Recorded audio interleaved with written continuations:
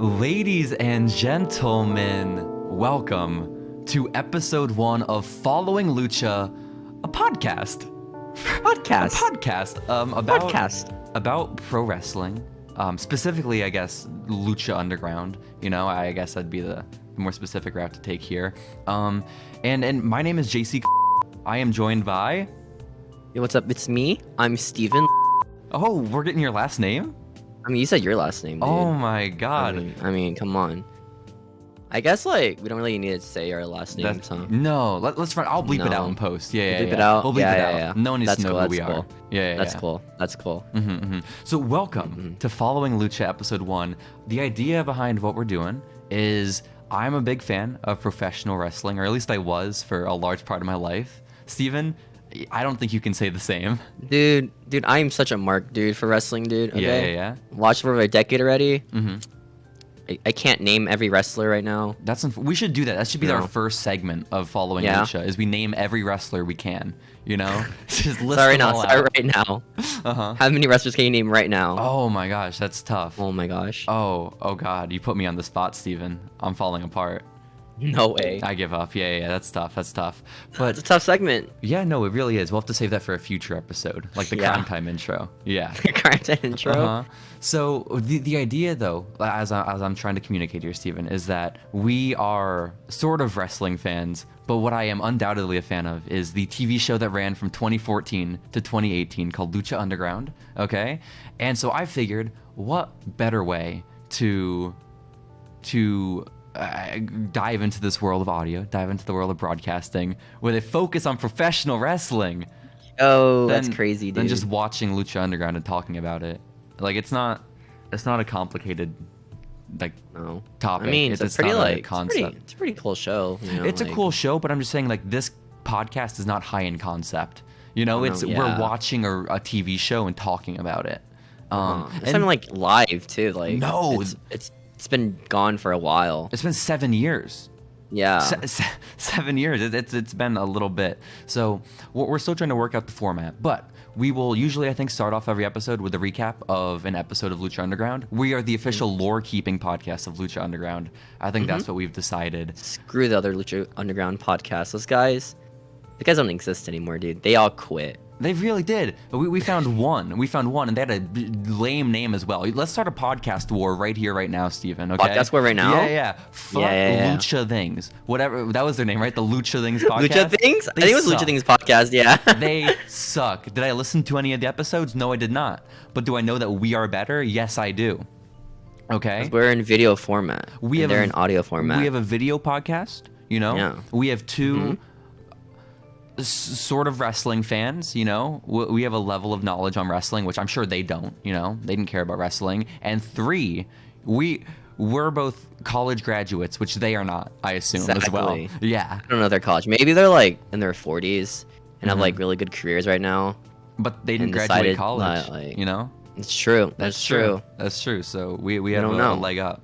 So, Steven, we watched episode 1 of Lucha Underground earlier this week, right? We've taken some time to sort of sit on it, digest it all, think about things. I'm sure you've done a lot of thinking about that first episode since you watched it. Dude, I thought about it so much when I was showering the other day. I was like, man. So, you know, we're really... a really good match. I'd like to say we're off to a great start and we're already killing the Lucha Things podcast, but I just realized I didn't do all the prep work I wanted to.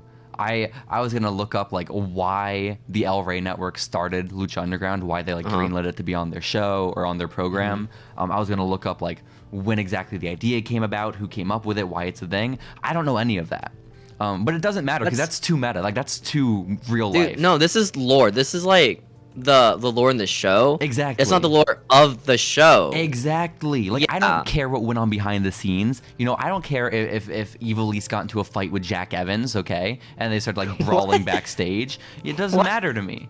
What I care about is who is Dario Cueto, and why is he the man that he is? You know, why is he doing what he's doing?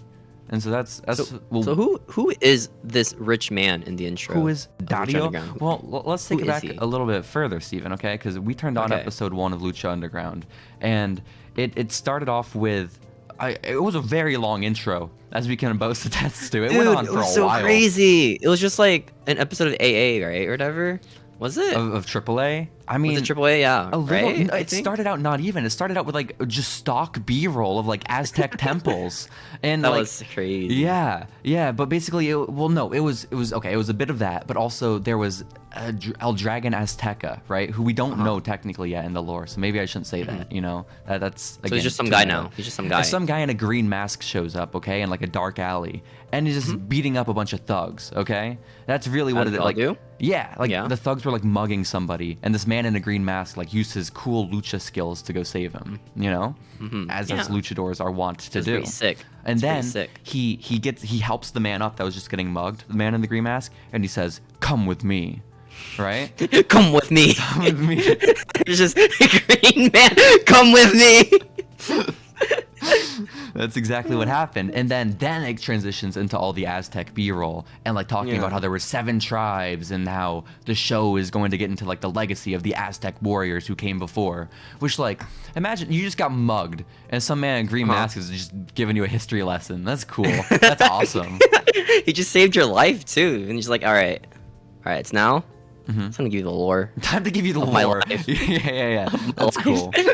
So we go from that to basically a transition instead to it was a clip from AAA like you were talking about, right? From a show because AAA is the promotion that is sort of partnered with Lucha Underground. I think it's part of AAA, right? Is it the biggest one in Mexico? No, it's second to CMLL. I'm pretty sure. But basically, they announced that they were expanding into America, and their expansion into America was Lucha Underground, right?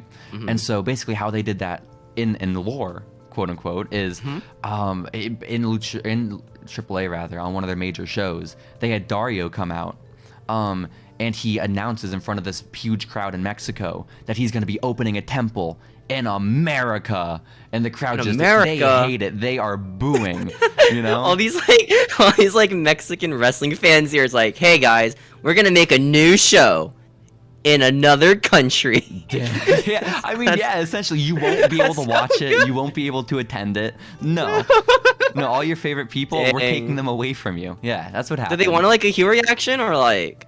Well, I'm pretty sure they were going for it. Like they knew what they were doing. I hope.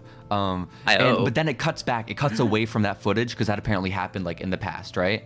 It cuts back to the man in the green mask and the shadowy figure that got mugged, and the man in the green mask looks at him and he says, "Will you join us?"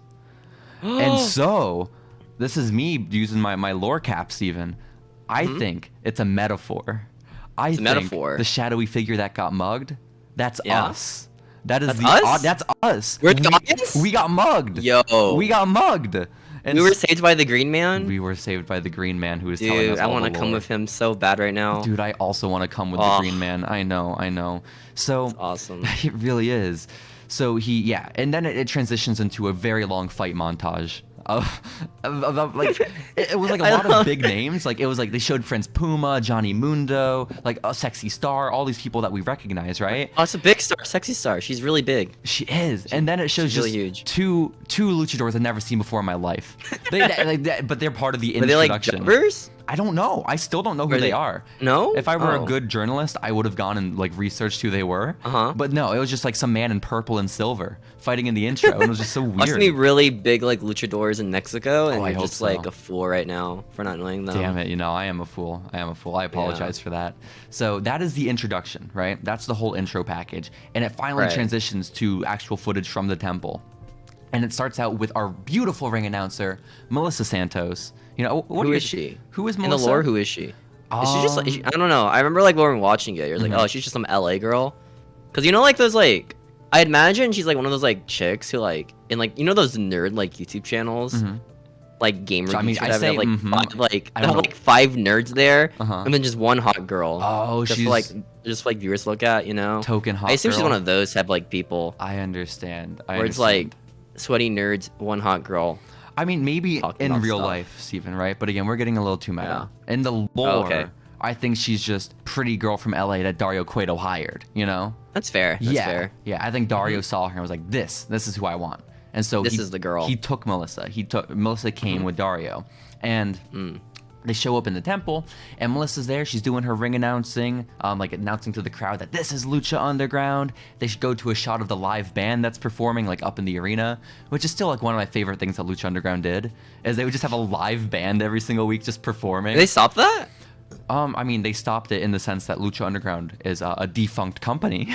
Oh, but you said they did. I don't know if you meant like for like the first season it had bands playing. No, I'm pretty sure they did it till the end. I'm pretty certain. Okay, that's pretty sick. I like that. Just having random bands to play like during the show. Yeah, and then it shows who our commentating team is going to be for the show, and that of Matt Striker and Vampiro, which is exciting. Both really good. Yeah, because like when 15-year-old me was watching Lucha Underground for the first time, I was a huge Matt Striker mark, okay? Did you Matt Striker mark? His teacher gimmick? No, I liked him hosting NXT. That's what I liked him as. You liked NXT Matt Striker? I liked NXT Matt Striker. That's the one. I remember like there was this one promo where he was like talking about his bulge. I forgot what it was. But it was like during like the teacher gimmick. That's so cool. You remember that, right? You remember the teacher gimmick? I do remember the teacher gimmick. I don't remember the bulge talk. We'll have to. Really? Yeah, we'll have to look at that for next week. We'll do a review segment. Yeah. Does he wrestle anymore? Like? No, he's on a Christian dating show though. Is he actually? Yeah. I don't know if it's aired yet or if it was like announced he's gonna be part of the cast, but it's like Christians looking for love and Matt Striker's on there. But the dude's like mid-40s, isn't he? Like, well, like he's jacked. He is jacked. He's 47. And it's got a nice bulge from what I hear, He does have a nice bulge. So there's a lot going on. I think he's a good catch, dude. Yeah, I think Vampiro's a good catch too, to be fair. Vampiro? Yeah. Dude, I love Vampiro in the episode, dude. Literally every time they cut to the camera under like Matt Striker's like chin cam, just be Vampiro just looking out in the distance, not even in the ring. He's just like staring out. He doesn't know what he's doing. So he's great. Trying his best. So we meet everyone, right? We meet Alyssa, we meet the live band, we meet Matt and Vamp, and then El Jefe, Steven. Dario Cueto comes out. He makes his first appearance in the temple, okay? Oh, no. And I'm an especially big fan of this moment because I didn't realize it on my first time rewatching it with you, but when I was like doing all my notes, I heard Vampiro get so upset he got so upset that Dario was here saying, that sly dog, he's not even Mexican, he's Spanish. Oh. Was that scripted? I mean, I assume. Like, it was like one of the first things you hear when you watch Lucha Underground. That's his boss too, like the guy who hired him, isn't it? It's like he's not a real Mexican. Which is like, so Vampiro, you are from Canada. You're not. Vampiro. So, I guess we hate Dario because he's not a real Mexican. He's not Mexican, That's the lore, at least, of Lucha Underground. Right. That's cool. That's so good. I love that. So, but Dario basically comes out and he's introducing everyone to the temple, to Lucha Underground, and he says this is his temple to honor the ancient traditions, okay, which include courage, and his personal favorite, violence. What? I know, it's shocking. No way. Isn't that exciting, Steven? Didn't you feel like a chill? Is it like... So he's like trying to gather people, right, for a tournament, or does he just want to make a wrestling promotion? It's unclear. We're still in episode 1, so we don't know all of Dario's motivations. But right now, he's claiming he wants to honor the Aztec traditions, okay?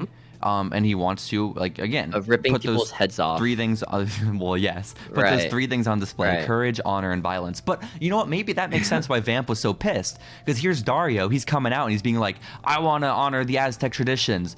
But, dude, you're not even Aztec. You don't know these people. You're from Spain. You know? You're from Spain, dude. You're not what do you know an about indigenous Aztec person. traditions? Yeah, exactly. So, you know what? I'm on Vampiro's side. I really am. So, is there like a face commentator or a heel commentator? Vampiro doesn't know the answer to that question. Dude. Vampiro's just a guy. Just a guy. Yeah. Just the vampire guy. The vampire guy. But vampire guy, yeah. A little bit more of the motivation for Dario, because as part of him wanting to get this violence on his show and in his temple, he says that the luchador who impresses him the most tonight on episode 1, they will get a $100,000 signing bonus with the company. Yo. I know that's a lot. That's It's not that much nowadays, you know. Like when you hear about leaks about like how much they get paid with contracts. Steven, that's a lot, and it's now it's not. It was only 7 years ago. Like I mean, I guess back then they were just getting paid like what, handshakes and hot dogs, right? That's what it was. Yeah. Precisely. no one had made a career on the indies by 2014. It was all, as you put it, handshakes and hot dogs. So that's what Dario's a good man. He has 100 cages laying around, and he wants to give it out. And so he says, that's the deal. He's giving the chance to these luchadors to get rich or to die trying. Okay. Hey yo. Hey yo. Yeah, exactly. Hey yo. Hey yo.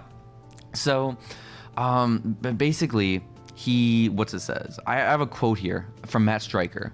I don't know what this quote is, but let me read it. You're not gonna. Oh, okay. He says you're not gonna have 6-year-old kids in bright T-shirts jumping up and down here on Lucha Underground.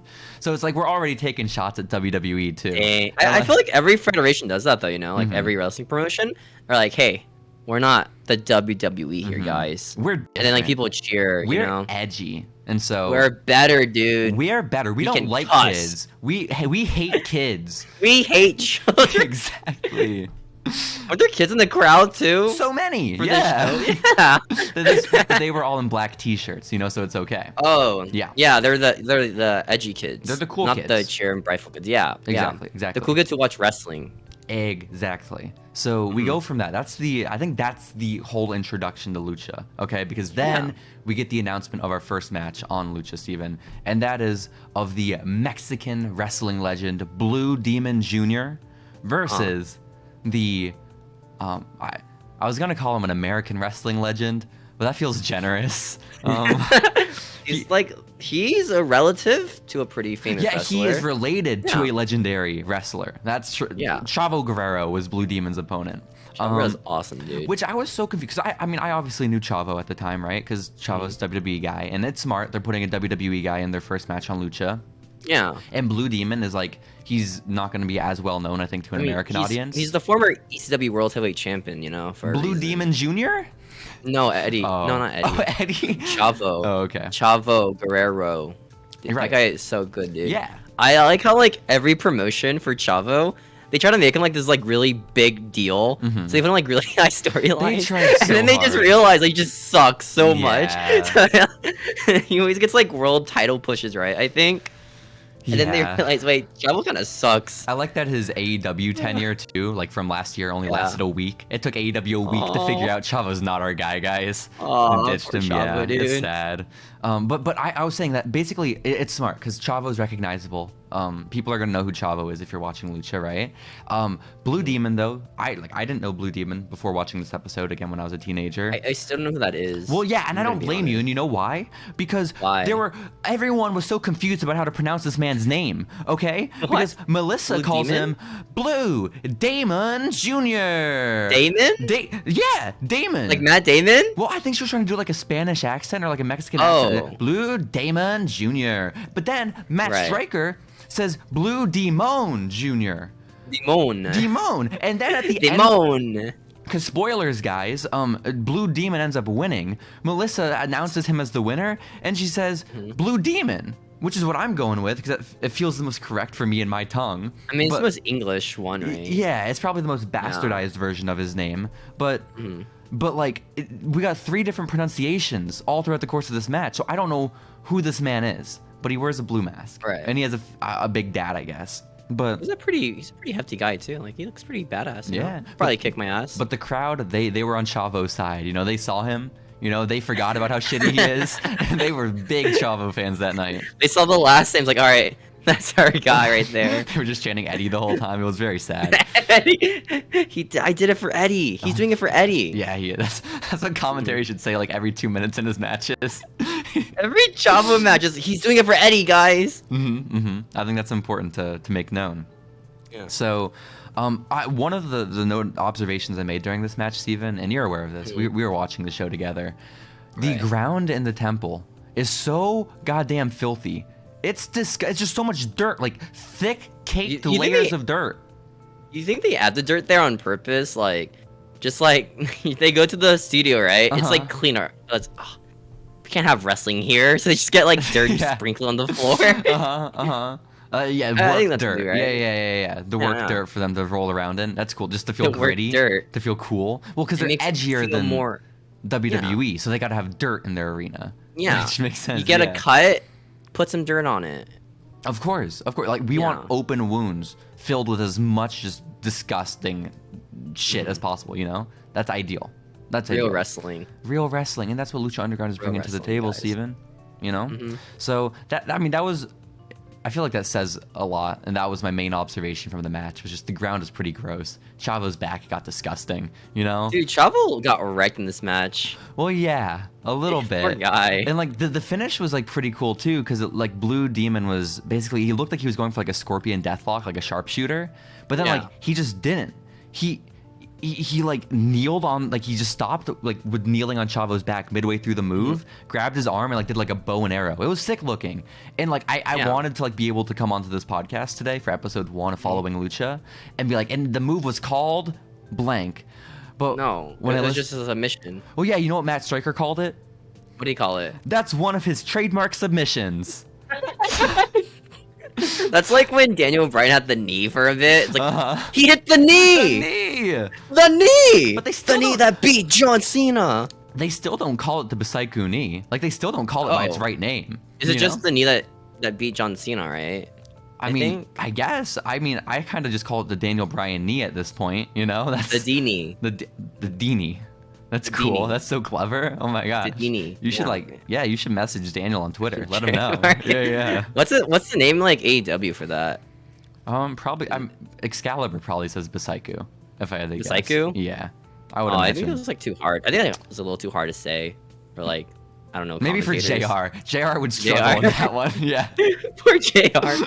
It's the bicycle knee, my god. So, but basically, Blue Demon puts Chavo in this really cool looking trademark submission, and he taps out. Chavo is a bitch, is what we learned. Pretty quickly too, I think, right? Yeah, it was pretty quick, but I mean, I like that though. I like when someone taps early into a submission. It makes it feel pretty serious. Makes it look more dramatic. Yeah, like if you're in a submission for 2 minutes and then you tap, it's like, what are we doing, guys? This doesn't make sense. You got that suspense, man. I mean, I guess so. Like, what was that one finish to the Iron Woman match between Sasha Banks and Charlotte? So long ago, dude. It was so bad though. Like it was like the time ran out and then Sasha tapped. Oh my gosh! Like she tapped 2 seconds before it ran out. I think that's what it was. She was in the submission for like 2 minutes. 2 more seconds. Exactly. Then? I think. Oh my god. Whatever. Like you can last for like a whole minute. Just go to like I assume it's just like a super plank, right? You're just using planks, but it's like worse. Mm-hmm. I seen like Sasha do like planks for like 5 hours, you know, like. But she was just taken to the limit by Charlotte Flair for half an hour, so you have to understand. Yeah. So basically, Chavo Guerrero got taken to the limit in 2 minutes by Blue Demon Jr. and taps out, unfortunately. It was 2 minutes? No, I mean it was probably like a 5-6 minute match. It could have been longer, yeah. That's your first match is a 5-minute match. I mean, but like, it sounds like we're like shitting on it right now, but like I enjoyed the match. Like it wasn't bad. No, like it was just match. Yeah, it was just a match. It was a match like introducing like, hey, here's a famous Mexican luchador. Here's Chavo Guerrero. Here are some of the people you see on Lucha. Yeah, exactly. So I don't. Yeah. And you get like sort of the feeling of Lucha because you get the commentators. You got Dario coming out. You got the dirty ass floors on the outside. You know. Yeah. So it's yes. Thank you for confirming. You're welcome. And then basically, so that's the first match, and what we transition into from that, we get the one. Yeah, that's the one.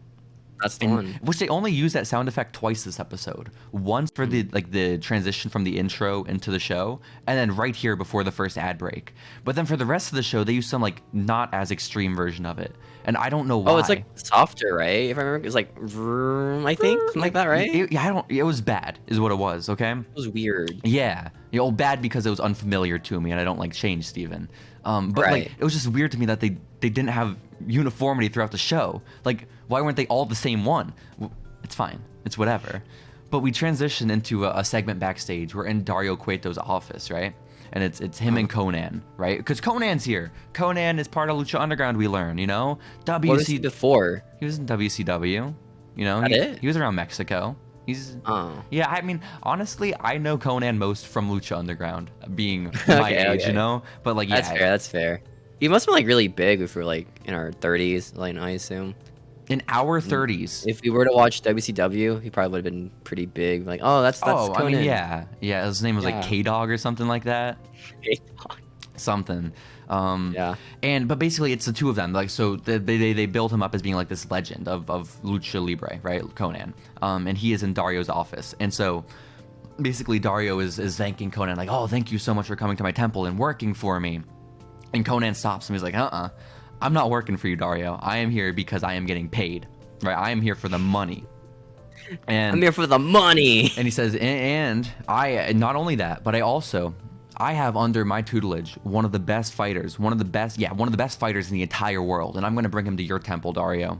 Okay? And one of my favorite parts of the episode is Konnan says, and this fighter, he's from right here in this barrio. Which I think he said that because they didn't know where the show was going to be filmed yet.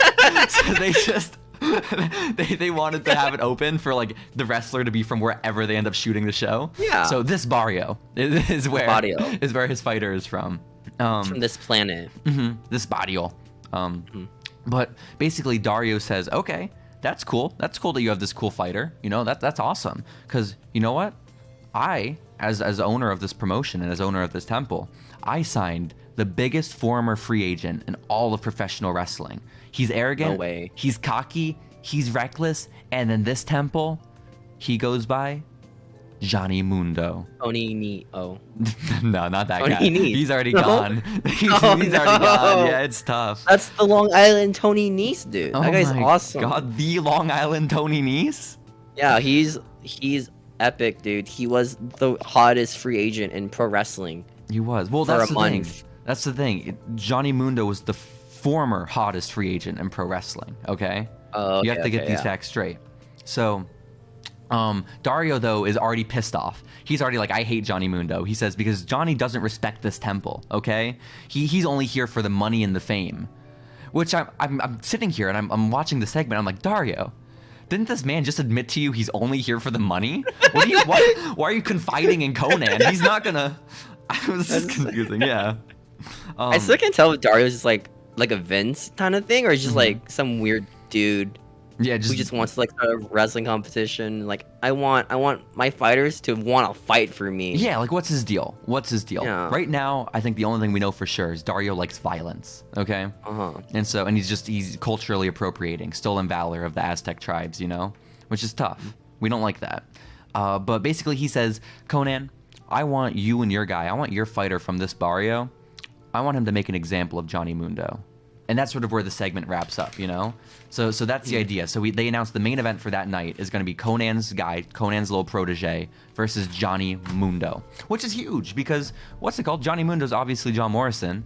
And that was really John Morrison's return to pro wrestling after leaving WWE. Was it really? Yeah, and little baby Jacy was such a big Jomo mark. Okay, I was a Jomo sapien. Steal your lunch? He stole my lunch so many times. Stole your lunch, dude? And I thanked him every time he did. Yeah. Now was it the Guru of Sexiness? Was that his name? No, the Shaman of Sexy.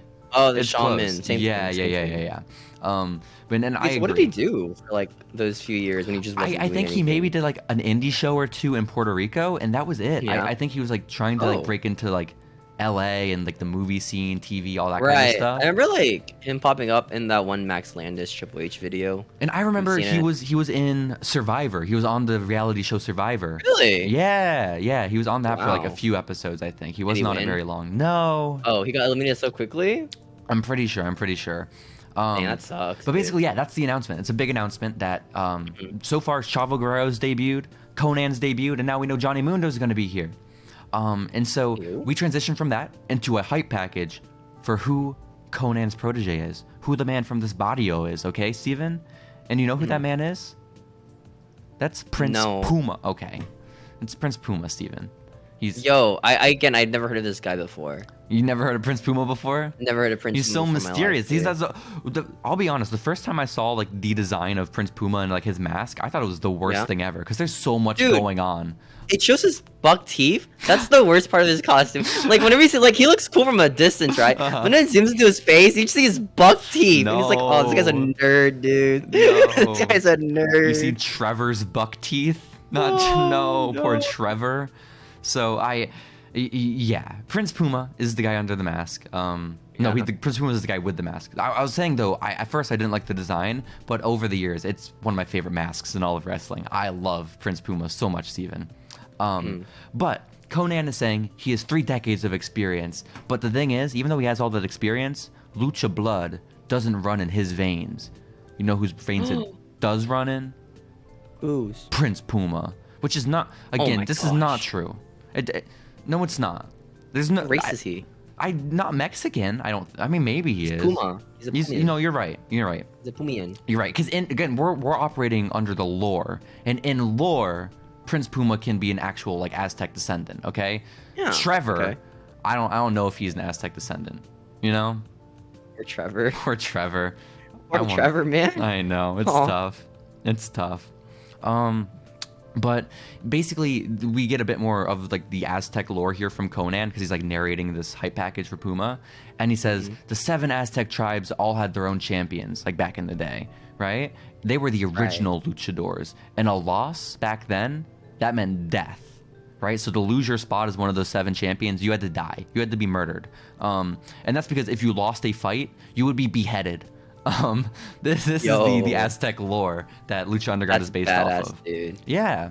And so is that true? Like how like the mask thing for like luchadors, that's like getting ripped off is like the same as death for Aztec. Well, yeah, that's what Conan says. Is that basically because of that, a mask represents life in the Lucha Libre tradition, right? Because if you have your mask, you're alive, you're a fighter. But if you lose your fucking head, you're dead. Right. Gone. You're just a jobber. I mean, that would be some very clever writing for like the El Rey guys to figure out, you know? Yeah. I figure it's probably like some myth. I doubt it like actually happened. Maybe it did though.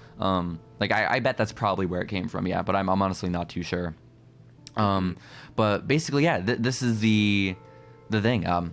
We get a lesson we get more lessons about the Aztec traditions, and then during this hype package, Steven, it's a lot of just like B-roll of Prince Puma like boxing some dude, right? That's pretty badass though. Yeah, I thought. But like, at one point, just Prince Puma like stuff. Goes for like one of his cool like acrobatic moves and just messes up, like he misses a shooting star press, and like in the package. Yeah, in the package, and it's like one of the most devastating things for him. Like it knocks the wind out of Ricochet, and he can't get back up. And then it knocks the wind out of Prince Puma, and he can't get back up. And then it cuts to Conan on the outside, and like he looks so dramatic, he looks so afraid, and he yells, "Fight, fight like you've done your whole life," which is just so much. He's sparring right now. He's in a gym, just boxing.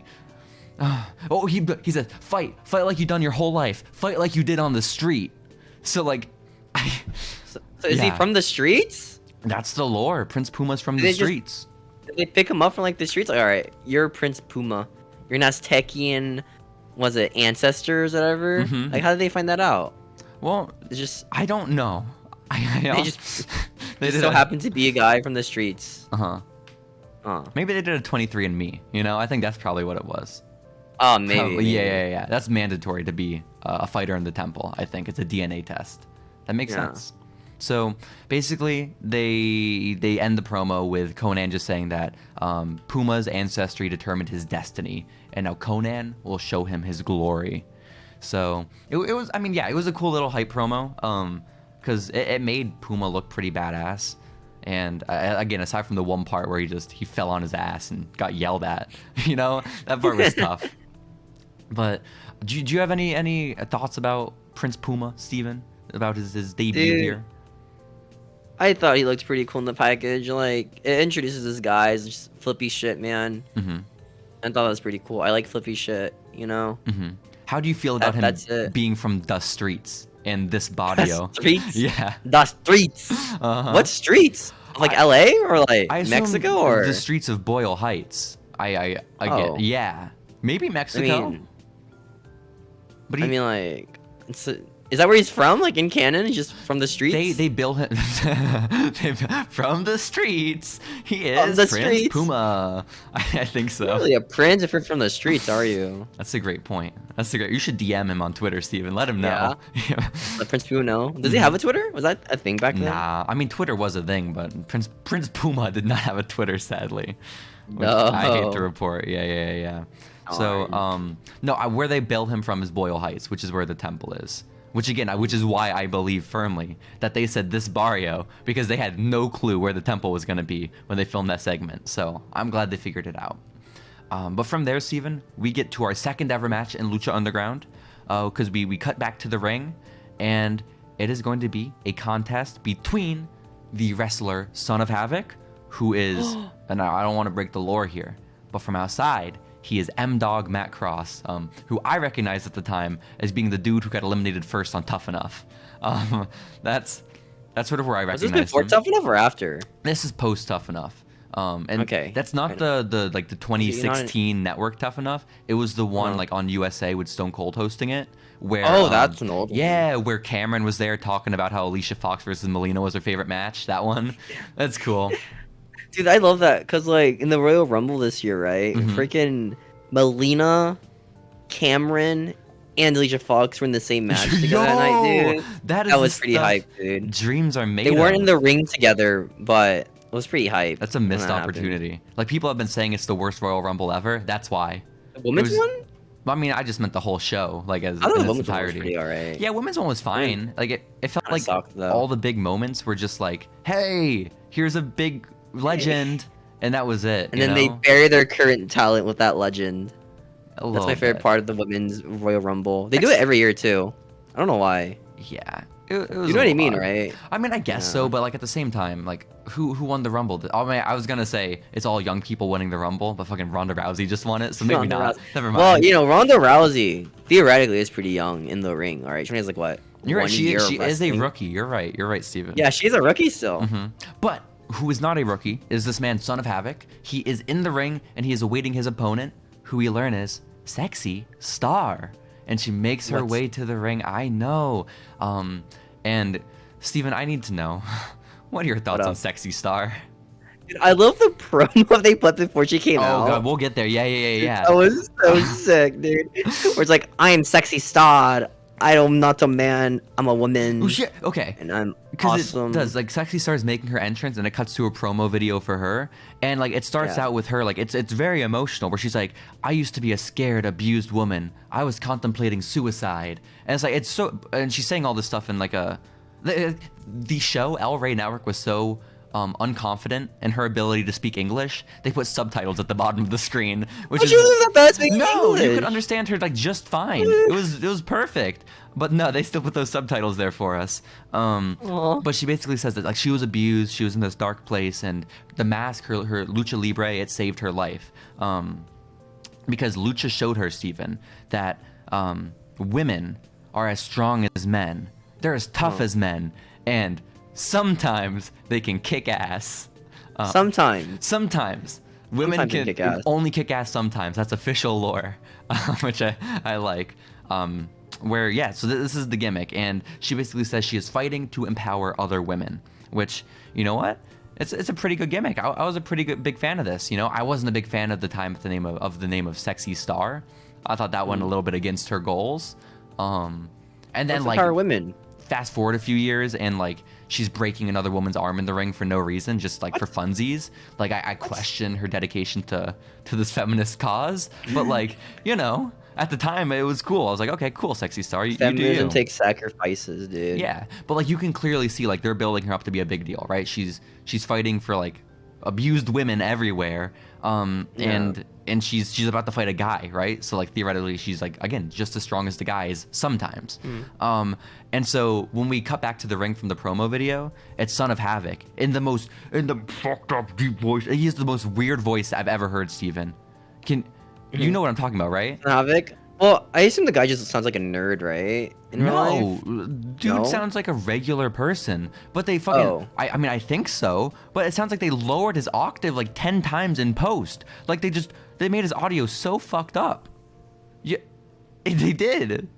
That's awesome, dude. It's so pretty cool. They made him just really deep voiced man. Yeah, and I mean, he's the heel. Yeah, I say fucked up, and again, that's not a bad thing. I think it's like badass. I think it's very cool. But basically, Son of Havoc is saying that he refuses to wrestle a woman. Okay, so you know what, Sexy Star? Because I refuse to wrestle you, I have these moral standards. Why don't you go outside and get counted out for me? I'm not gonna fight a woman. Now go outside. Now go outside and get counted out, which is just so cool, so badass. And Sexy Star, being the respectable woman that she is, she obliges. She gets out of the ring, and she lets the referee start his count. And Son of Havoc, he's pumped. He's happy. He's about to get a win. on the first episode of Lucha. But then Sexy Star, when he has his back turned, goes back into the ring and attacks him. The dastardly heel that she is. I know. I mean, is she face right now, or is she just a heel in just real life? I'm confused. Yeah, she wasn't. We didn't know she was a shitty person in real life yet back in 2014. Okay. So we're good. We're good. But the chains are off here. You know, Sexy Star is she's going crazy on Son of Havoc, right? And this lasts like maybe like 3-4 minutes. Sexy Star is building up some momentum, and then just Son of Havoc has had enough of it. He just stops all the momentum. He lifts Sexy Star up for a backbreaker.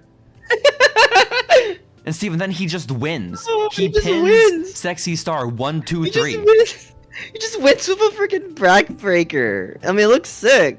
Like, there was a twirl in there, right? I believe. No. It wasn't a tilt-a-whirl. It was a straight. He lifted her up and did a straight backbreaker down on his knee. It was not a tilt-a-whirl. Yeah. I mean, remember, it was foreshadowed by Sexy Star that sometimes women are just as strong as men. Sometimes, not all the time. That was one of those times. This was one of those times where the men, a little more badass. They kicked a little more ass.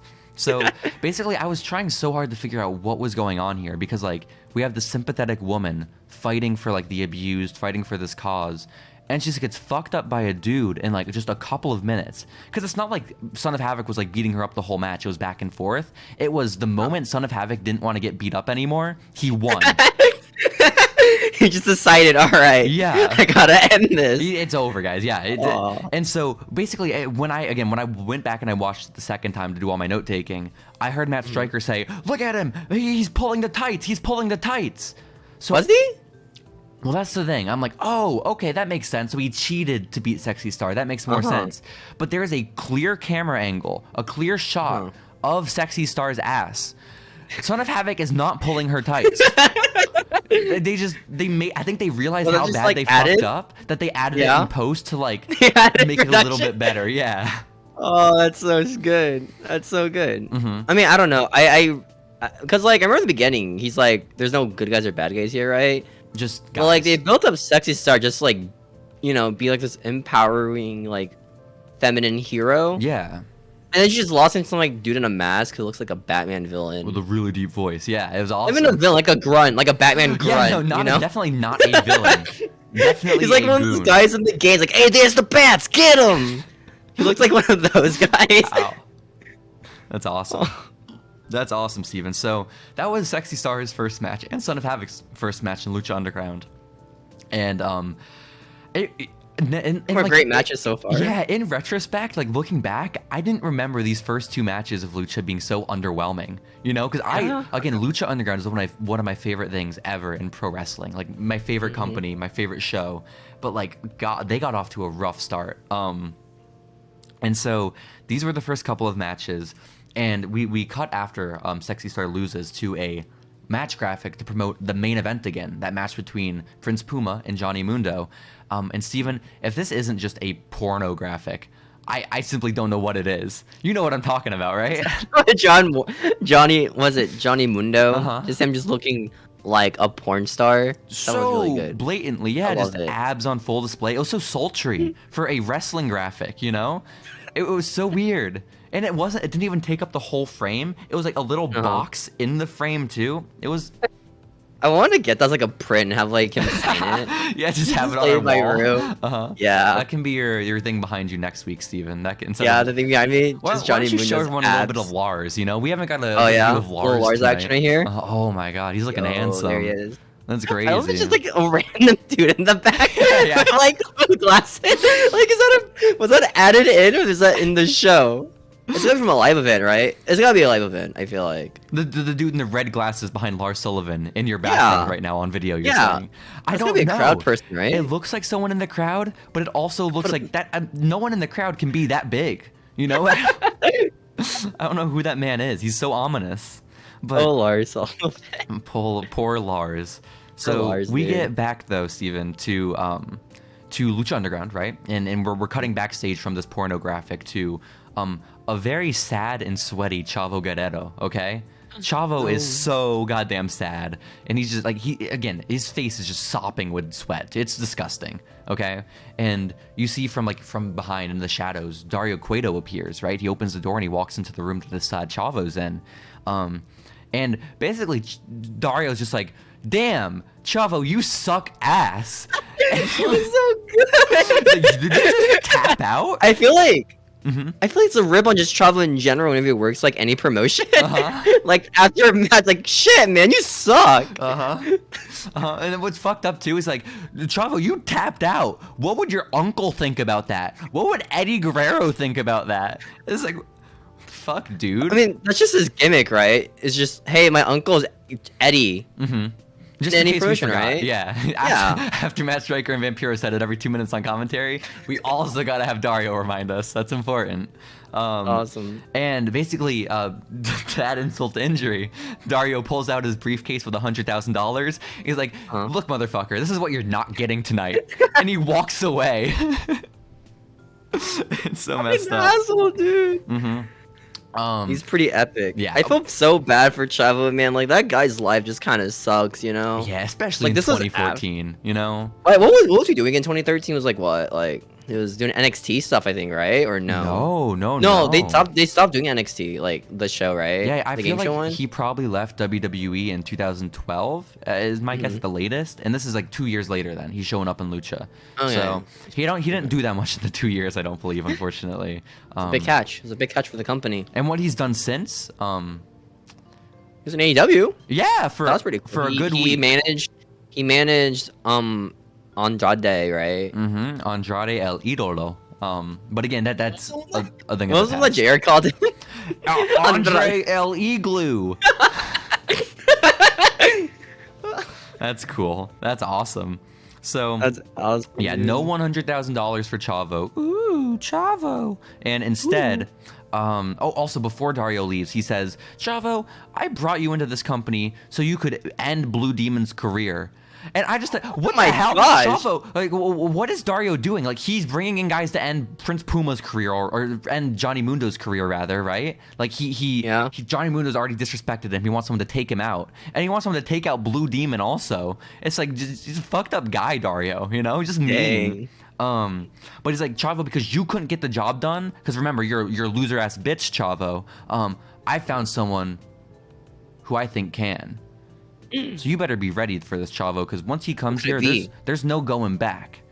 And he gets very, very serious for a moment, right? He says, Chavo, 1,000 deaths might be coming for us all. Oh my god. This is wrestling. Why is it so dramatic? What are you talking about, Dario? 1,000 deaths? There are not 1,000 people in this company. You don't have 1,000 people in the crowd. Is Chavo in canon right now just like, what are you talking about? Yeah, dude? What the fuck? Dude, I'm hurt. I'm injured. I got so many fucking infected cuts on my back. Do you see how much dirt was out there? Fucking man just talking like crazy about killing like thousands of people. Chavo's like, dude, I just wanted money, man. Well, like legitimately, Chavo doesn't talk once during the segment. It's just Dario berating him and then he leaves. So they just made this promo to bury Chavo. That's all it is. Hell yeah. So basically, we go from there, Steven, and it's finally time for the main event. Okay, and yes, the main event of episode 1 of Lucha Underground, and it is, like we said, Johnny Mundo versus Prince Puma, Trevor, if you will. Trevor. And so, like I mentioned a little bit ago, it was 3 years since Johnny Mundo last wrestled, or at least since I had last seen him wrestle with WWE. And Vampiro, in the first like 2 minutes of the match, maybe it was when Johnny was coming out, he says, "Wow, I want to take Johnny Mundo out for dinner." Just, okay, cool. I mean, honestly, after that one photo of him, dude. Dude, yeah, you saw that match graphic earlier? Man. Oh my god. I want him to my lunch, you know? We have to take him for dinner. If it's lunchtime, there will be problems. You're right, Steven. It will be tough.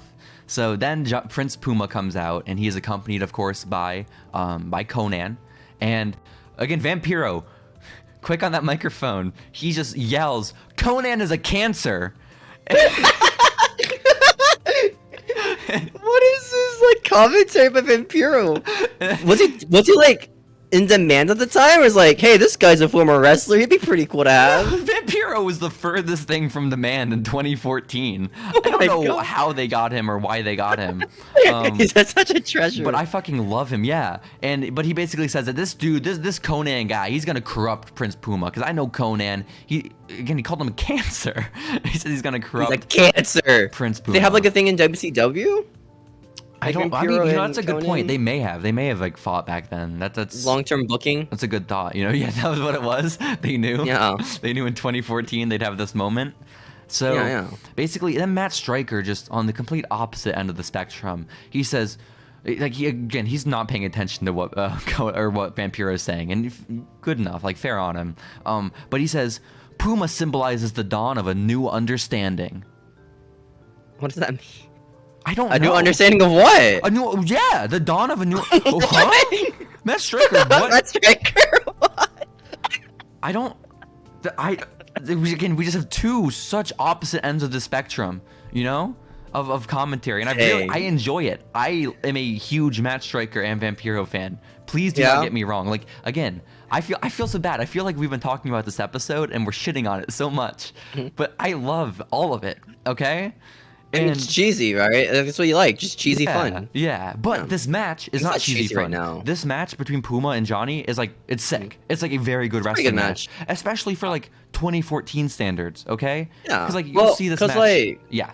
What was the peak for us? Like 2016, right? Peak wrestling for us, like really good. Like New Japan being huge, Ring of Honor doing big, Bullet Club was like 2016, 2017. Yeah. This is like when like wrestling matches start getting bigger. Instead of like the characters being the thing, right? Mm-hmm. I'd say it wasn't so much about the promos, but like the guys in the ring. I'd say it climaxed with All Out. I think All Out. Yeah, that was it. That was the ending. That's the end of good wrestling. That's when wrestling died, Steven. That's when wrestling died again. Yeah. True. So you're gonna be on those kids on like YouTube who are like, man, I miss 2010 WWE. That was the peak WWE, dude. Like the Nexus. You know who says that? Or the Core. You know who says stuff like that? People who didn't watch WWE in 2010, okay? Because I watched it. Yeah, it sucked. It's not that good? No, I've gone back and tried to watch it because, like, again, that's when I watched wrestling. I got into wrestling during the PG era, like John Cena, Batista, CM Punk, all these guys. But I love Punk. Punk's so good. He's alright. Can we talk, by the way? This is so unrelated. MJF, with his feud with Punk over the past couple months, he keeps calling CM Punk PG Punk. Oh, it's PG Punk here in AEW. It's like, MJF, the entire time CM Punk was in WWE, it was PG programming. At no point was he like PG-13, was it TVMA? No. Wasn't his gimmick too was like being the anti-PG guy, right? I believe. I mean, like the anti-authority guy. Anti-authority, but not anti-PG. He wasn't going out and fucking on live TV and cursing. That wasn't his deal. Hey, he didn't do drugs on TV, dude. He poured drugs on top of badass. R-Truth, which was sad. That was a terrifying moment. Aw. Yeah, but basically this is a cool match between Mundo and Ricochet. And also, I don't know how familiar you are because I don't think you've watched all of Lucha Underground, right? You have not watched all of Lucha Underground. No, I haven't yet. This is your first time going through. And they eventually call the people in the crowd, all the fans, the Believers, which I think is pretty cool. I think it's a unique name for all the fans of Lucha. And Believers. They didn't have that name pinned down at the time because Matt Striker calls everyone the Lucha Maniacs. Lucha Maniacs. So bad. The Lucha Maniacs. That's the most W thing ever to say. Yeah, like we don't have little kids in colored shirts. No. We got Lucha Maniacs. We got our Lucha Maniacs. We got Lucha Maniacs here, brother. So bad. But yeah, That's gotta be like a Matt Striker thing he picked up right from WWE. Maybe I giving Maniacs the word of anything. Matt Striker improving that in the moment. I don't think Dario wrote that line for him.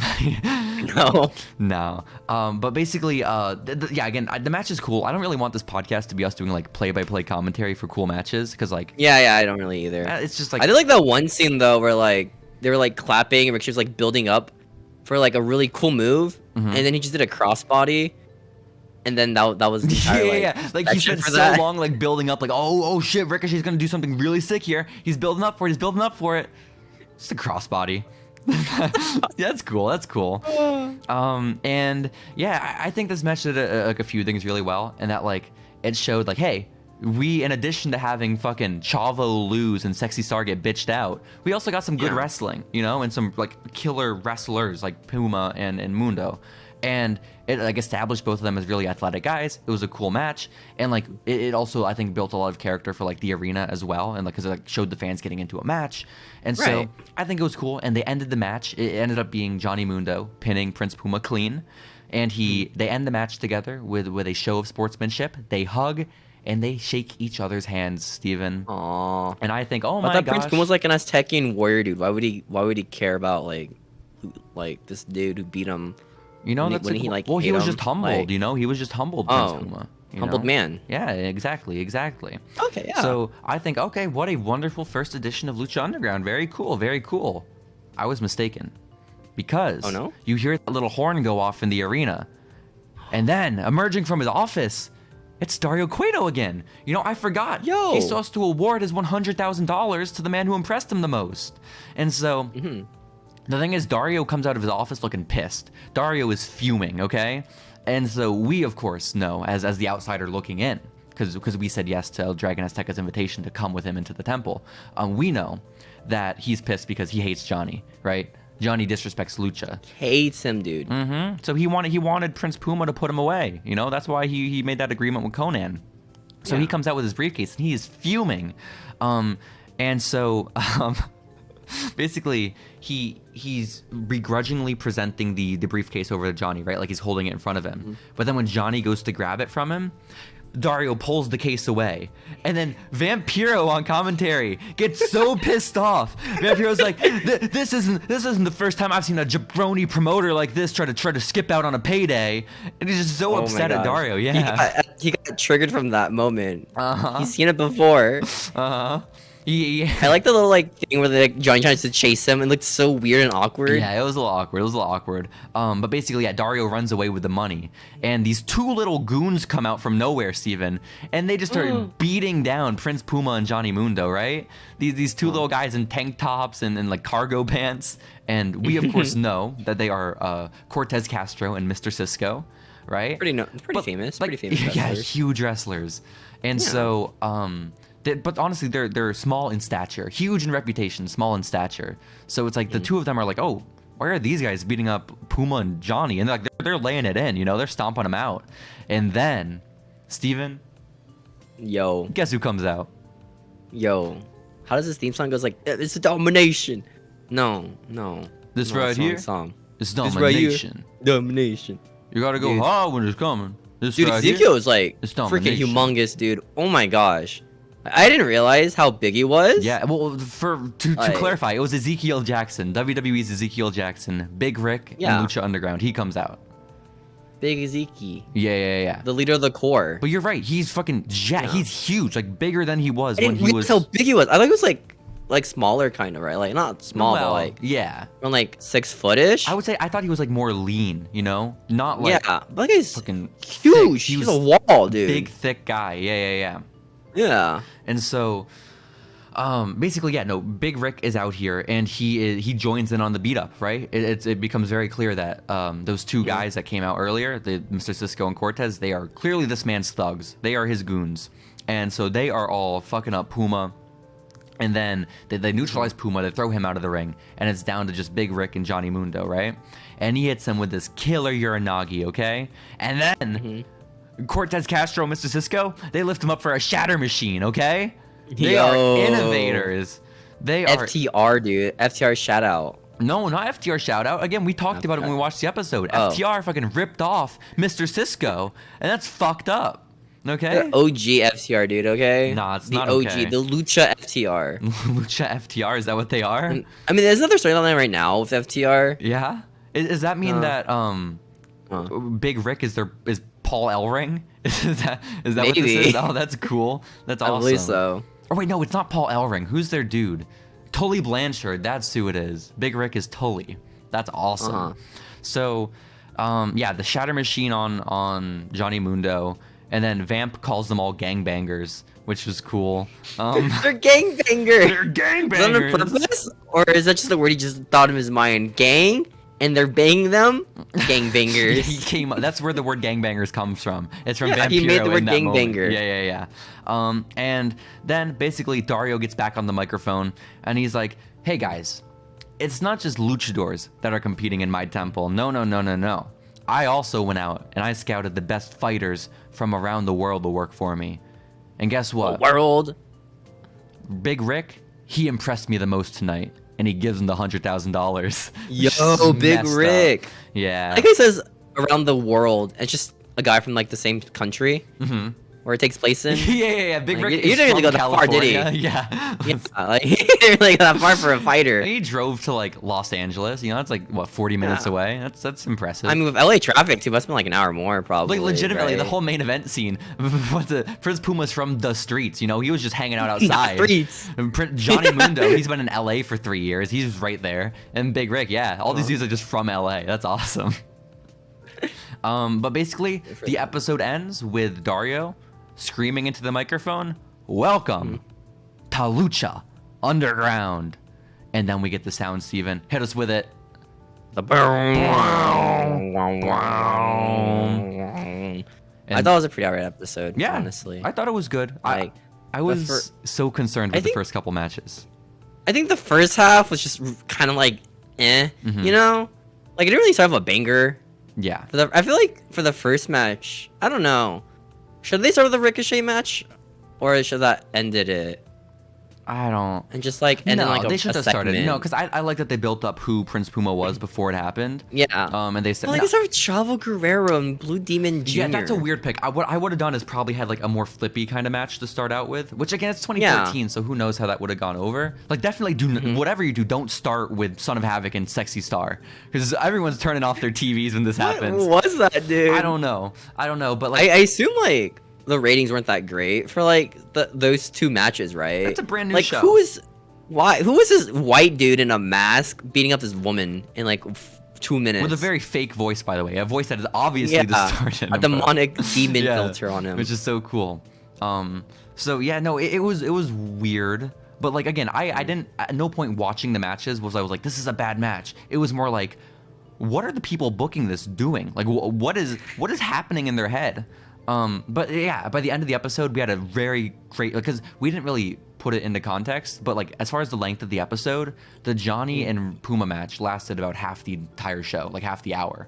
Like 20 minutes? Yeah, like that, including the Big Rick. It didn't feel like 20 minutes. It went by really quickly. No, it went by so quickly, yeah. That's sick. But like those first two matches were so quick, and like the rest was just like kind of like backstage stuff. So like that was about half the show, and it was again very good match, a very good episode, and it definitely this definitely is not classic Lucha Underground, right? When I think the feeling, the vibe of Lucha, I don't think this episode, but I think it's a good starting point to get to that vibe eventually. It doesn't get wacky yet, right? Like, it's starting out right now. I'd say it's pretty wacky right now. It's wacky in a different way. It's wacky. It's not like in a grounded way. It's more like dramatic wacky than just Looney Tunes wacky, you know? Yeah, like, I just can buy like that.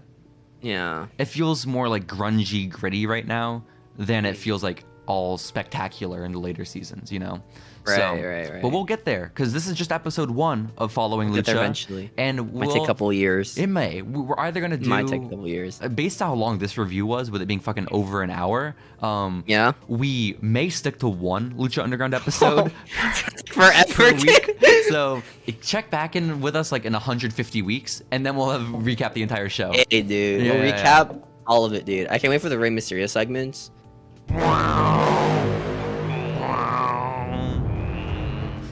Okay, so Steven, we are going to be time traveling to September 6th of 2014, because that is when that episode. What were they doing then? What were we doing in September? That's a great question. 2014. I was thinking about us recapping what happened in wrestling back then, but talking about just like life, that works too. You know, what was I even into wrestling at the time? Yeah. I don't even know. We were both like 14. Like sophomore year, right? Of high school? Maybe. It probably was freshman gosh. year even. It might have been freshman year. I think at the time, I was just watching clips on YouTube when they popped up, and that's it. Oh, like how you I remember specifically in freshman year, I was looking at my subscription feed on YouTube, right? And I saw WWE my sub. I was like, shoot, I can't have that on there. No, that's so I had to like unsub it like immediately for anyone casually watching like wrestling, dude. Of course. On YouTube. So I didn't have the same shame around my wrestling fandom back then, and I watched Raw, fucking 3-hour Raw on a weekly basis. You know, oh my gosh. I wasn't watching SmackDown. That. I faded out of SmackDown around 2014. Well, SmackDown kind of sucked at the time, right? Yeah, like Raw too, I think. Exactly, because right? they already did. They merged the brands back together a couple years beforehand, and so like there was no reason to watch SmackDown, so I just didn't. But that was really all I was watching. I was watching Raw at the time. I was a tried and true WWE guy. I knew nothing about the indies. I was vaguely aware of like the Young Bucks because of fucking the Colt Cabana interview with CM Punk. Oh yeah. I watched some Impact when Jeff Hardy debuted for them in like 2013 because I was a big Jeff Hardy mark. But you liked his gimmick?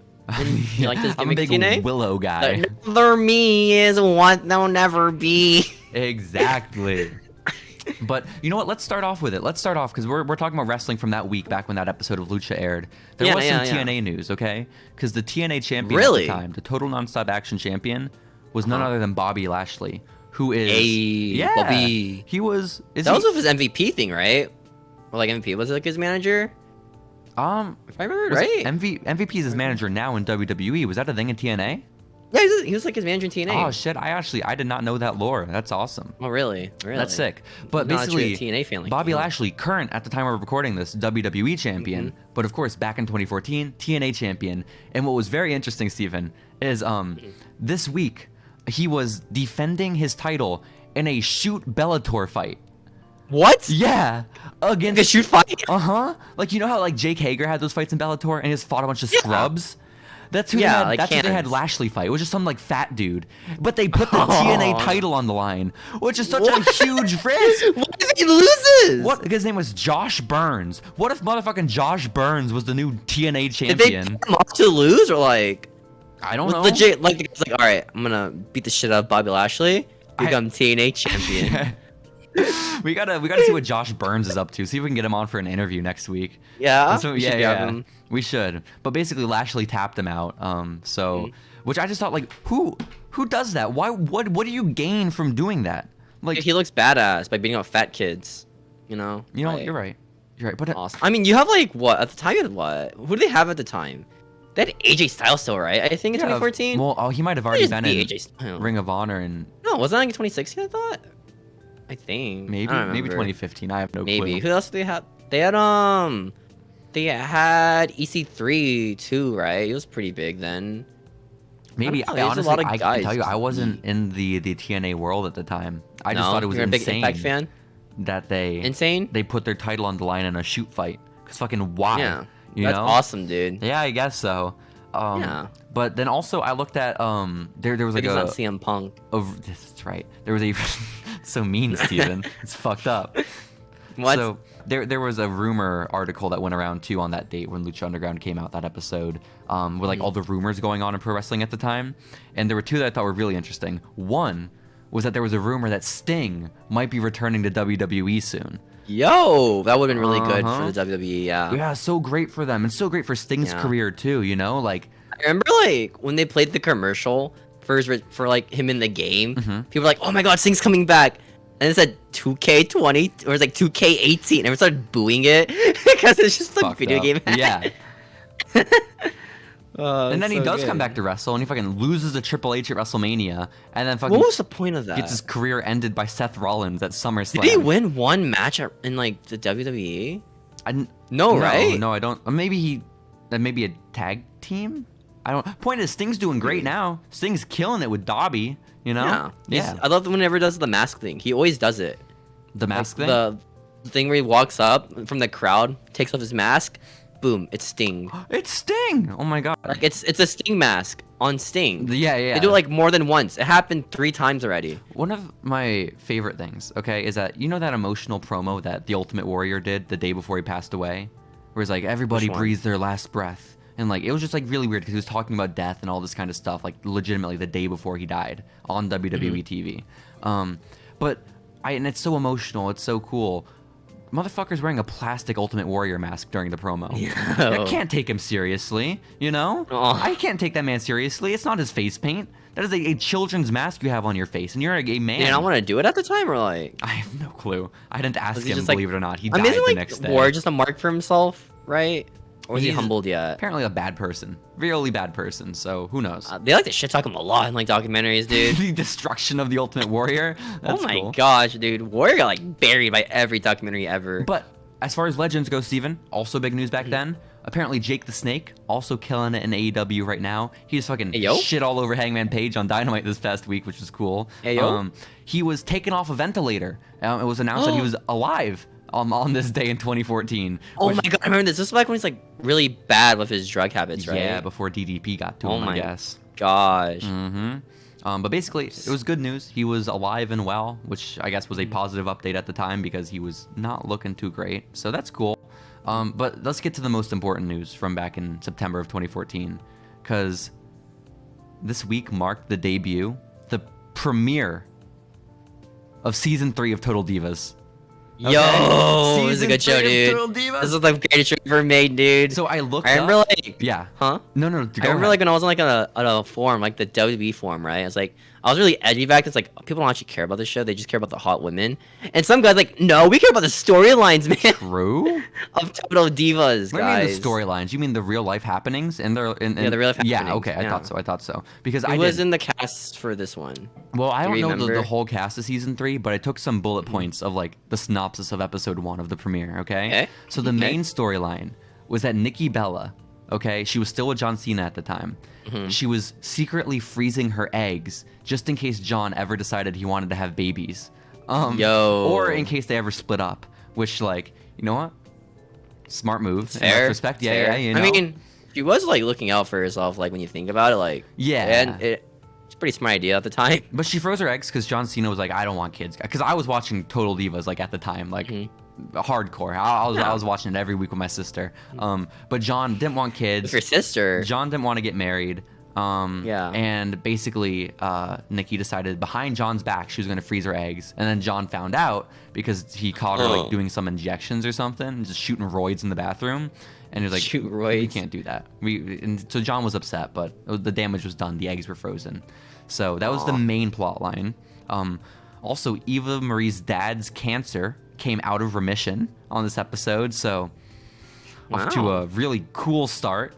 It's a great reality TV show, man. And with her dad announcing that, because she was in a fight with her family at the time, because she and her fiance Jonathan were about to get married, but Jonathan wasn't a Catholic, and Eva Marie's family is Catholic, and so the family wanted a Catholic wedding, but Jonathan was like, I don't want religion in the wedding. And so basically, the dad getting cancer, Jonathan was like, okay, fine, we can do a Catholic wedding. So all's well that ends well, Steven. Okay, fine. I will do a Catholic wedding, guys. We must. I liked who was that one? Sarah Logan, I think, or is it the one? Was it Eric from like the Viking Raiders? I saw like a video of his wedding, dude. That guy had like a Viking wedding. It was badass, dude. Let's go. Like we were dressed up as Vikings. Liv Morgan was there. I really can't respect that you called him Eric. You know, Eric. Don't call him Eric. Just Eric. I don't know his last name. It's Hanson or Rowe. It's one of the two. Wait, which one's which? I don't know. I legit don't know their names. Rowe is the one that I think is with Sarah Logan, and then Warbeard Hansen. I don't know who the fuck he's with. Legit, I don't know their names. I just know them as Viking guy. Fair enough. 1 and 2. Fair enough. And then the last plot point I had from Total Divas is that Summer Rae was filming The Marine, so she was away from TV, like she wasn't on the episode. But Natalia was pissed off at her, even though she wasn't there. So that's so interesting. Why Summer Rae? Why was she filming The Marine, or why was Natty pissed at her? For being in The Marine. Oh, well, you know, she's former Marine. Was this the one where the Miz dies, or is that a different one? I think Miz dies in a later one, unfortunately. Okay. Because I think Becky Lynch kills him, right? Oh God, I don't know. I didn't watch that one. And then Shawn Michaels kills Becky Lynch. No. I think because like Becky's like a bad guy. Damn it. Well, she killed the Miz. Of course, she's a bad guy. Shit. I mean, the Miz is like the main character of like the franchise, which is crazy. Yeah. Okay. Right? Because like as far as like the John Cena movie. Well, yeah, it went from John Cena to Ted DiBiase Jr. to. No, it was supposed to be Randy Orton. Yeah, but and then Randy's like went AWOL, so the film production studio was like, we're not having this dude be part of our movie. No, which good on them.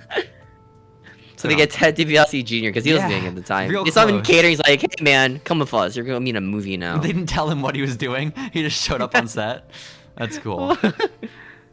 That's awesome. But yes, Miz took over the franchise and he ran with it. But this doesn't matter. What matters is that we have a couple other news stories from 2014. One I couldn't give a shit about, but apparently the Ring of Honor title changed hands. Jay Briscoe beat Michael Elgin for it. Hey yo, fuck Mike those Elgin. guys are doing great right now. Yeah, I mean, they're doing so great. Jay Briscoe's doing fine. You know, he's a Briscoe brother. He's got his landscaping company or something. Yeah. Michael Elgin, dude, he fucking sucks. I don't like Mike Elgin. Where is he now? I think he's trying to run his wrestling school that started failing after he got accused of all these like sexual assault and abuse allegations. Oh yeah, that would ruin your career. I feel like. Which I don't know if he was ever directly accused of sexual like misconduct, but like a lot of his students were, and apparently like he was accused of like helping and supporting his students and that kind of stuff. Yeah, it was very weird. Either way, before that happened, I also didn't like him because I thought his matches were boring. So, you know, it's fine. And isn't like Ring of Honor kind of stinked, right? I think, or no? I don't know who was watching Ring of Honor in 2014. Maybe someone. But the main event of SmackDown that week, Steven, I know you were dying to hear it, was a 10-man tag between the team of John Cena, Roman Reigns, The Big Show, Mark Henry. Big Show? Oh my gosh. The Big Show. The big boys out here. With the big dog. The Big Show fame. I don't know if you know. Have you watched the Big Show show, Steven?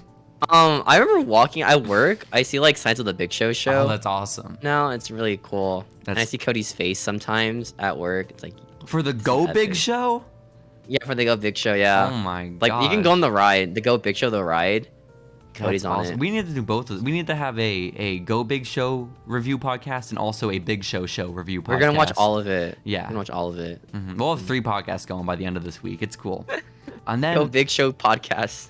Then that would suck so much. What are you talking about in that podcast? Oh my god. But Chris Jericho is the last member of that team, and they fought Seth Rollins, Kane, Luke Harper, Eric Rowan, and Bray Wyatt. Oh, is this the Authority kind of thing? Yeah, I think it was the beginning of the Authority. Why is Bray Wyatt the Authority? Roman Reigns. Or is this like? I don't think the Wyatts were the Authority. They just were bad guys, you know. But Roman Reigns, I think it was like fresh off the Shield breaking up, because he is like sort of wearing the Shield gear, but instead of a bulletproof vest, it's just a tank top, and it's really weird. Oh, wasn't that the logo at the time? I thought like the Roman logo, or no? I didn't see a logo on it. It looked like what Keith Lee was wearing before he got released. It was not great. Oh. Yeah. But basically that was the match, and John Cena won like via DQ. Banger. Yeah. Banger main event right there, dude. But that was the week of September 6th. 2014 in pro wrestling. And honestly, it took me forever to find those stories because jack shit was happening back then. Yeah, nothing was happening. You gotta really dig deep. Don't worry, it'll get really exciting in like 2016. Yeah, I know. But the thing is, like, wrestling was like right about to take off in 2014. Like, you had a couple more years to go, but it sucked in that period. Once AJ Styles like starts showing up in the headlines, then it'll be really exciting. I feel like.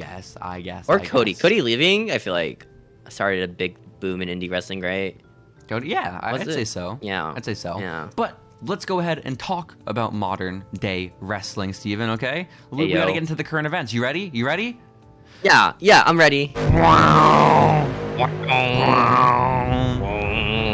Okay, so, Steven, now we need to talk about what's going on in the world of wrestling the week of February 9th. That's right now? 2022. It's not that great right now. Yeah, and also, I don't want to, like, leak too much because, like, fucking...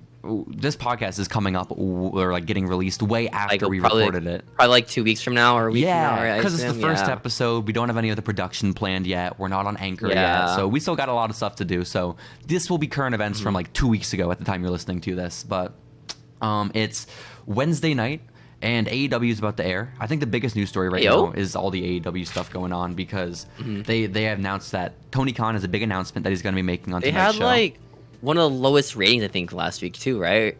Or was it Rampage that got think really so. low ratings? It was probably Rampage is my guess, but I don't know. I have no idea. I know, though, that Tony Khan announced, we have a big announcement tonight on Dynamite, so tune in. And Isaiah Cassidy is fighting a big mystery opponent that Tony Khan got so happy about like a week ago on Twitter. Brian like Kendrick. no, I don't think. Did you hear what happened to him? Did you hear what happened to him? Yeah, of course I heard. Yeah, that was crazy. Like, the guy just believes in like 9/11 not happening.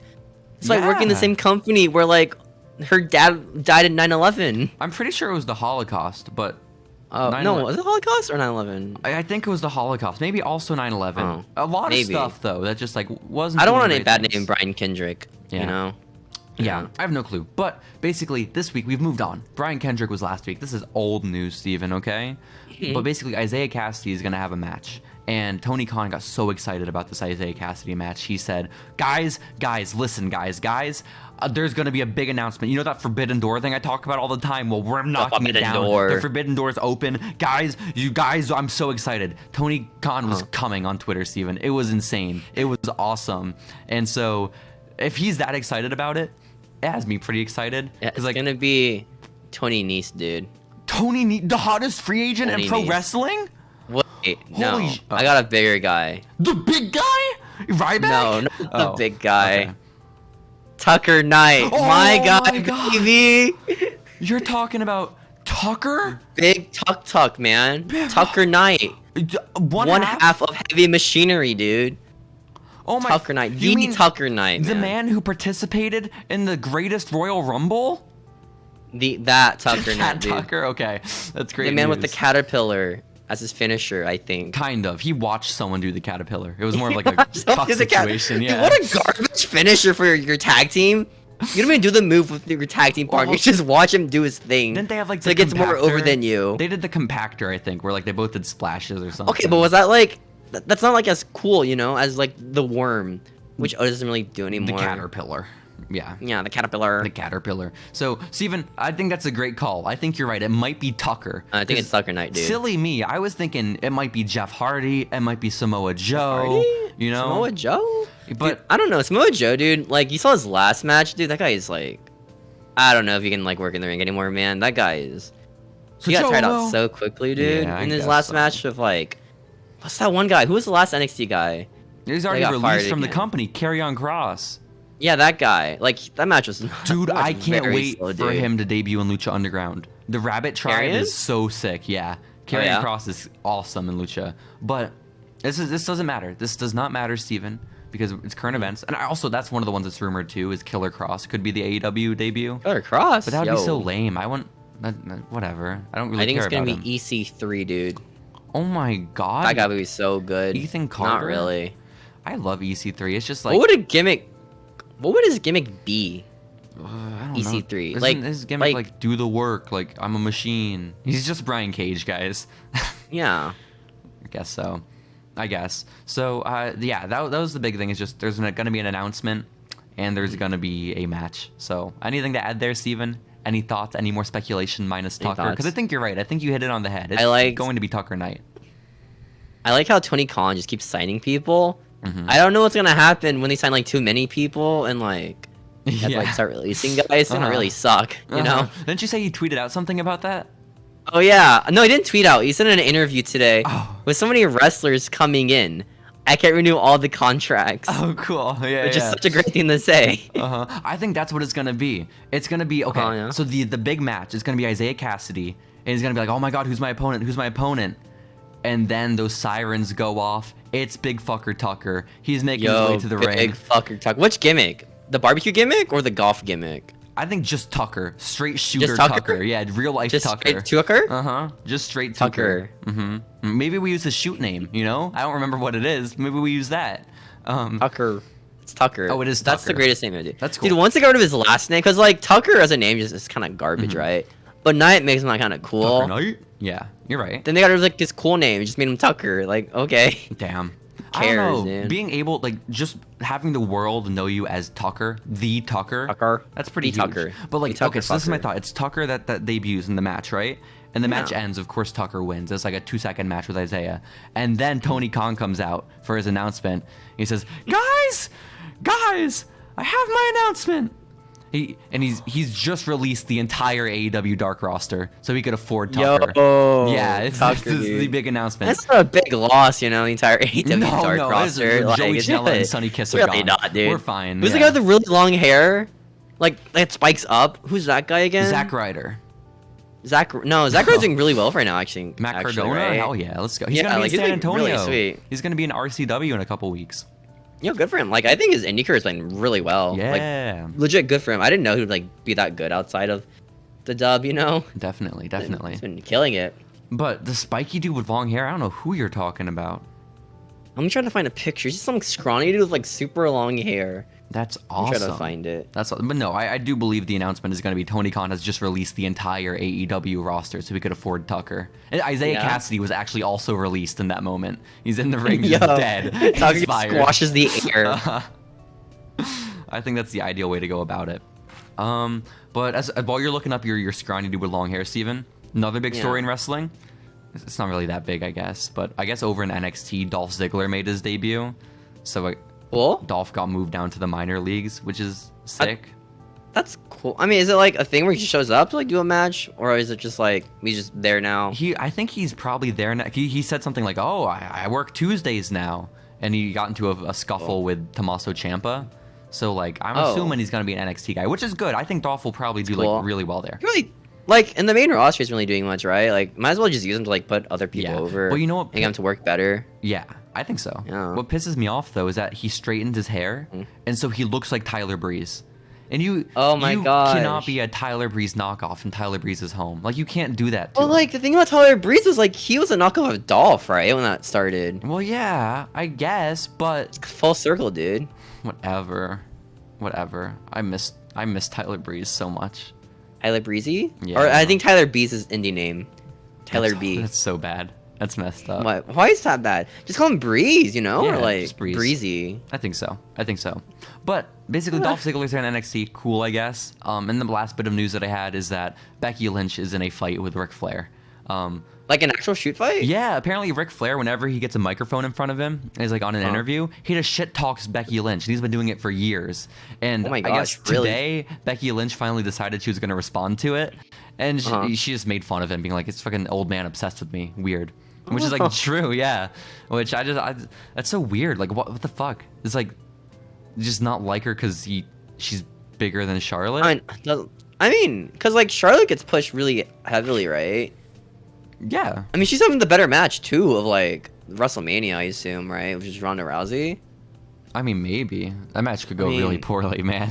That match could go really poorly again. Yeah. Dude, legit, Ronda loses or wins. Like, both outcomes just kind of suck, I feel like, you know? Yeah, people will be underwhelmed if she is champion. People will be underwhelmed if Charlotte is champion. And there's no money in the bank. I have no clue. Is there no money in the bank? When was the last Money in the Bank? Didn't like the Miz cash it in on Bobby Lashley? Oh, right. Dude, like Money in the Bank recently kind of sucked, man. Like, no, it was Big E. He was the last one. Oh, for his great title right. reign that he had. Yeah, the great title reign. Such a cool losing title reign. Every match he's done. And then losing it to Brock and getting pinned. Oh, speaking of. Yeah. Apparently, like, someone found out that every, like, black, like, world champion in WWE, they lost their title to Brock Lesnar. That's crazy. So Bobby Lashley's the last, like, African-American world champion, right? And there's a chance he just loses to Brock Lesnar. A very good chance, yeah. Almost so Brock Lesnar legit might just kill every African-American world champion. Wow. Which would be so funny to me. Wow. Did he beat Booker for the title? No, Triple H beat. No, Booker never won the title. I swear he was world champion in WWE. Not WWE champ, but like world heavyweight. WCW. He was WCW world champion. Fuck? I think. I don't think he ever had a reign. Because remember, the big thing was like he lost to Triple H. Lost to Triple H? Oh, okay. Yeah, for WrestleMania, I think. A little bit. But, Steven, do you have any news stories that you want to talk about? Or do you think we can... Any news stories right now? Mosey on out. Yeah, any live AEW updates? Has Tony Khan already made his announcement? Is it here right now? Yeah, look it up right now. Let me go on my illegal wrestling stream. Breaking news. Let's go. Breaking news. I'll pull up Dave Meltzer's Twitter. I love Dave Meltzer's Twitter. Dude, doing like the current events in wrestling for 2014 is going to be so hard not being subscribed to the Observer, because there's no other place where you can just like search a date in wrestling and find stuff. Do you really care about the Dave Meltzer, man? There's just gonna be like rumors about what he's done, you know? And I don't think I'm sure or not. Oh no, #1 trending on Twitter is Killer Cross. Is it Killer Cross? It better not be. Uh-oh. Jay White? He's doing not that great right now in AEW. Oh god. Is it really Killer Cross? I don't know. I hope not. I just typed in #AEW Dynamite on my phone. Someone tweeted out, it's Keith Lee! Maybe? Is it Keith Lee? Can he wrestle? It is Keith Lee! That's cool. Can he wrestle? No, he's in a wheelchair. No, like contract-wise, like 90-day clause. I have no fucking clue. I guess. That's maybe. Cool. I mean, I still don't get why they fired him. Unless it's like something like anti-mask related. Which could have been that. I don't know. Is he an anti-masker? I have no clue, but that's fucking awesome. That is Keith Lee. It's Keith Lee! Does he have a cool theme? You know, Steven, believe it or not, I've been here talking with you for the past like hour and a half, so I don't know yet. But I imagine it's very cool. I hope he rapped it again. Yo! I mean, Keith Lee's cool, but I feel like, I don't know. I feel like we're at a point in time where AEW just has too many wrestlers, you know? A few. Like, too many big names. Like, I don't know, man. Yeah. You know what? Like, what is Andrade doing right now? I think what they should probably do is make Dynamite another hour, you know? And then, you know what, maybe... I was just making Rampage, like, the second brand. So I'm kind of dumb. You know what? Honestly, that's what... Because fucking do not make Rampage... Or do not make Dynamite 3 hours. Please, God, do not do that. No. But make Rampage a 2-hour show and have a separate roster. Make that the CM Punk show, I feel like, right? Yeah, something like that. I guess it kind of is the CM Punk show. Something like that. But, like, no one's watching Rampage right now because, like, fucking... Why would you? Like, it's There's no great point. matches, but, like, nothing lore-wise. Well, they're matches that don't matter, you know? Yeah. Yeah, so, I don't know. It's not the time or place, though, Steven. We are here simply to analyze Lucha Underground and to compile all the lore. We are the lore keepers of Lucha Underground, and this is Following Lucha, and this has been episode 1. We don't have any, like, social media yet. Like, we don't have, like... No, we do not. I can't imagine. You could follow me on Twitter if you want. Yeah. At Ixiverse.